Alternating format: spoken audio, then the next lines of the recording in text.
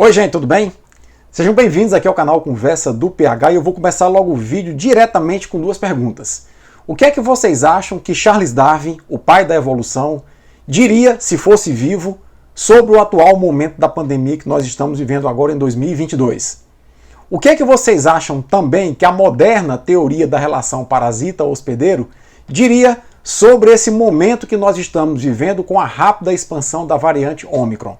E se eu te adiantasse as duas respostas e dissesse que essas respostas confluem para uma única resposta, que é o fim da pandemia se aproximando? Você iria acreditar? Eu vou te dar os meus argumentos sobre essas duas teorias na minha interpretação.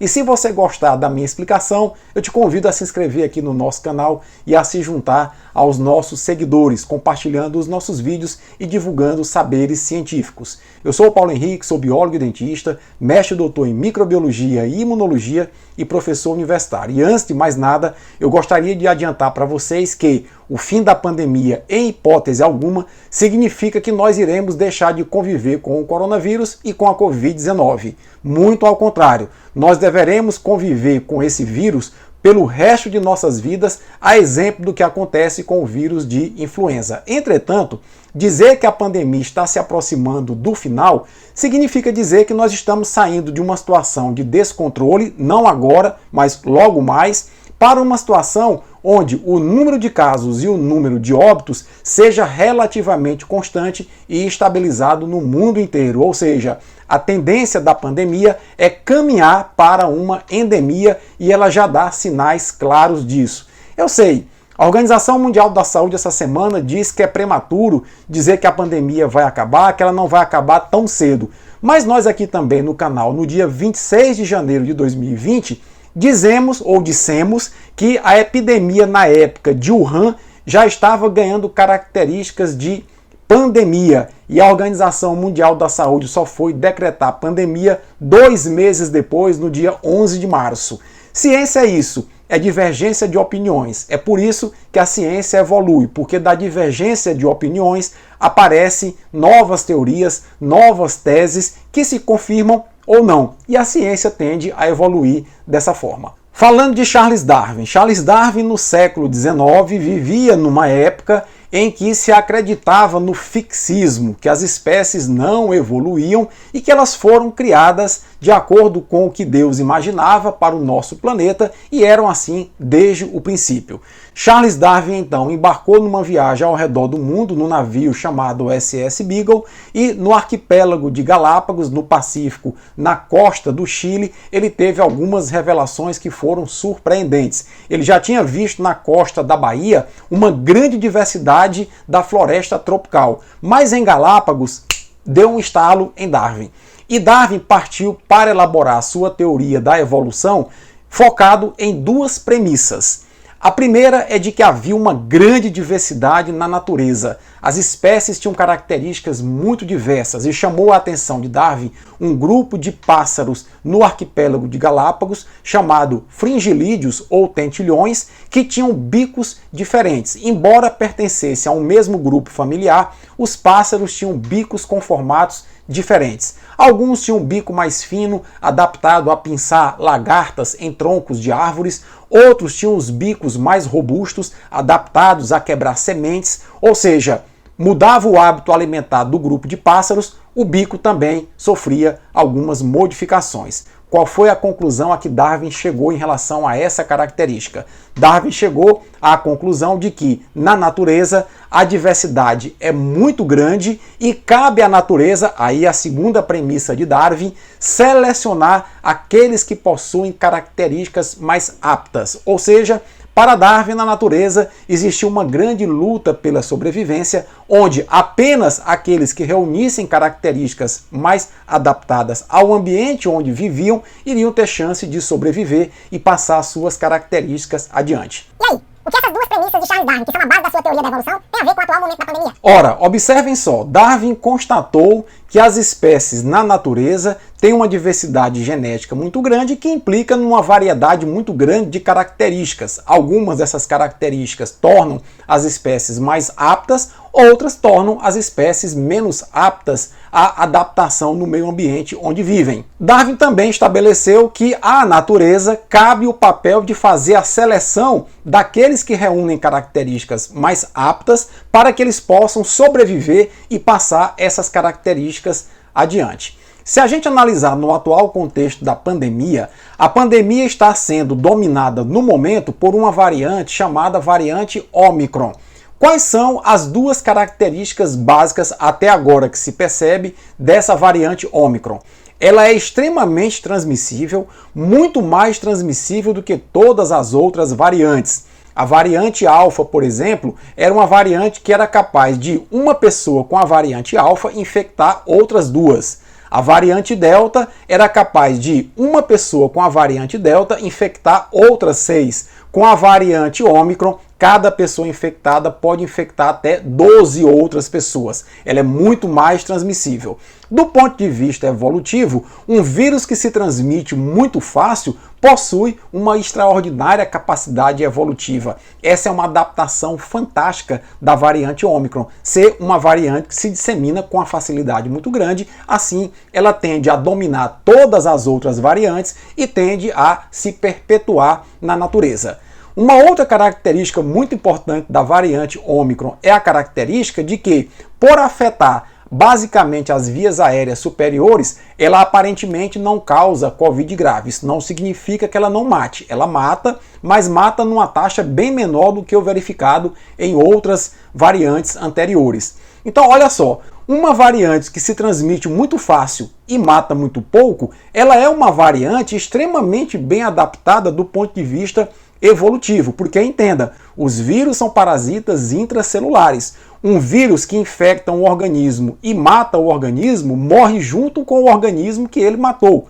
Portanto, não é um vírus bem adaptado e eu vou dar um exemplo. Lá em 2002, quando surgiu o SARS-CoV-1, que provocou a SARS, havia um grande temor da comunidade científica de que esse vírus pudesse causar uma pandemia. Entretanto, o vírus SARS-CoV-1 mostrou-se extremamente letal. Ele matava as pessoas muito rapidamente e, com isso, as pessoas manifestando sintomas de forma muito precoce e morrendo muito rapidamente não transmitiam para outras pessoas o vírus. Com isso, a epidemia de SARS não evoluiu para uma pandemia. Ou seja, o vírus SARS-CoV-1 mostrou-se menos adaptado na natureza do que o vírus SARS-CoV-2, o atual coronavírus. Por quê? O atual coronavírus infecta as pessoas, passa aproximadamente uma semana as pessoas assintomáticas transmitindo o vírus. E quando o vírus ataca as pessoas, ele causa uma mortalidade que oscila em torno de 2,8%, que é considerada uma mortalidade não tão elevada quanto o do seu primo anterior, lá de 2002, o SARS-CoV-1. E o que a moderna teoria da relação parasita-hospedeiro teria a dizer sobre o atual momento da pandemia de Covid-19? Um dos temas iniciais de qualquer curso de parasitologia ou microbiologia é a gente falar da relação parasita-hospedeiro. E o vírus nada mais é do que um parasita cujo hospedeiro somos nós. Nesse caso, o coronavírus. Bom, entender basicamente o seguinte: vírus são parasitas intracelulares. Quando um vírus, ao longo da história natural, ao longo da história evolutiva, entra em contato a primeira vez com o hospedeiro, esse choque é muito violento. Foi o que aconteceu lá em 2019. A espécie humana não tinha tido contato ainda com o SARS-CoV-2. Quando acontece esse contato, pelo fato da gente não ter resposta imune produzida contra esse vírus foi muito agressivo e causou uma mortalidade bastante elevada pelo mundo afora. Se espalhou rapidamente pelas características anteriores que eu falei. Bom, ao longo do tempo, pessoas que tiveram contato com o vírus e curaram a doença desenvolveram uma resposta imunológica, se adaptaram. E pessoas que foram reinfectadas pelo vírus já não manifestavam sinais e sintomas tão graves. Veio também a vacina, e a vacinação acelerou esse processo de adaptação da população humana contra o vírus. E o vírus então começou a estabelecer com a espécie humana uma relação que tende a um processo de equilíbrio. É bem verdade que isso acontece ao longo de muitos anos e ainda é muito cedo para a gente dizer que o coronavírus está querendo fumar o cachimbo da paz com a espécie humana para conviver com a espécie humana em níveis endêmicos. A gente tem que aguardar um pouco mais. Mas nós temos que entender um outro aspecto muito importante. É que todo organismo, no seu processo de reprodução, é passível de sofrer mutações, inclusive nós, seres humanos. Os vírus, como são organismos mais simples, sofrem mutação com muito mais frequência, com muito mais facilidade. E sempre que as mutações acontecem, elas podem levar o organismo a sofrer uma adaptação. Na grande maioria das vezes, essa adaptação é para pior.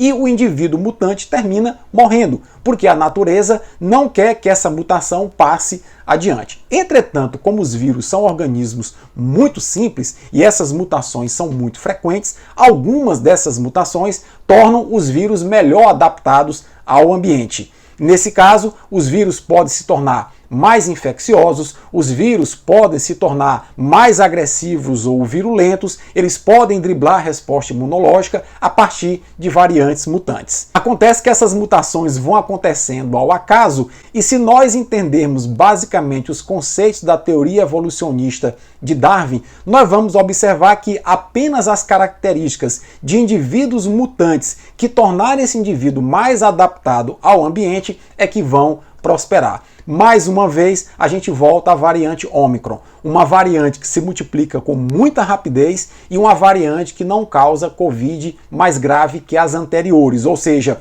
ela é uma variante muito melhor adaptada ao ambiente natural do que as variantes anteriores. Nessa perspectiva, é provável sim que essa nova onda de variante Ômicron continue a originar novas variantes. O coronavírus não vai deixar de originar novas variantes. Só que, na minha perspectiva, é pouco provável que surja uma variante do coronavírus de agora em diante melhor adaptada que a variante Ômicron. Isso porque a variante Ômicron dominou todas as outras variantes onde ela chegou.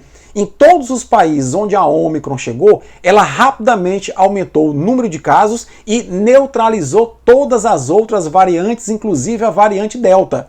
Uma outra característica importante, depois que ela aumenta rapidamente o número de casos, ela cai rapidamente com esse número de casos. E aí a população passa a ter uma resposta imune a essa variante Ômicron. A variante Ômicron, portanto, pode representar o estado da arte da história evolutiva da pandemia de Covid-19 e após os picos de variante Ômicron que estão acontecendo em vários países do mundo e a queda desse pico, é muito provável que não surja outra variante com as mesmas características e as mesmas habilidades da variante Ômicron. Por isso que alguns colegas infectologistas, epidemiologistas do mundo inteiro sugerem que a variante Ômicron pode ajudar no processo de encerramento da pandemia.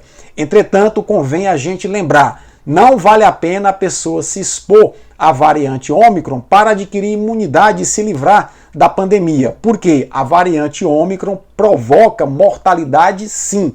E você, ao se expor à variante Ômicron, pode se expor a uma relação parasita-hospedeiro que não seja muito favorável a você e que possa lhe levar a um quadro grave ou até mesmo a óbito por Covid-19. Sendo assim, eu concluo esse vídeo dizendo para vocês o seguinte: na minha perspectiva, eu sustento isso, eu posso estar equivocado e se estiver, eu volto aqui pedindo desculpas e me corrigindo, mas na minha perspectiva, o pico da variante Ômicron, quando acabar nos diversos países onde ela está ocorrendo, nós iremos ter uma pandemia transformada em endemia. E nós iremos ter casos de Covid que são mais ou menos constantes, mortalidade de Covid mais ou menos constante, ano após ano, de agora em diante. Só que fora desse descontrole. O que diferencia uma pandemia de uma endemia é o fato de que numa pandemia a transmissão é descontrolada e numa endemia essa transmissão atinge níveis mais equilibrados e níveis mais esperados pelas autoridades sanitárias. Mas fica um alerta, não obstante, na minha opinião e na opinião de muitos outros cientistas do mundo, a pandemia está se aproximando do fim, não cabe a gente, nesse momento, baixar a guarda com a variante Ômicron. É necessário ainda continuar a utilizar máscara, evitar aglomeração em espaço fechado, manter um certo grau de distanciamento social, tomar as vacinas e as doses de reforço. Assim, a gente robustece a resposta imune da população de uma maneira geral e vai ajudar a variante Ômicron a encerrar a pandemia. Se gostou desse vídeo, dá uma curtida, deixa teu comentário. Forte abraço, até a próxima!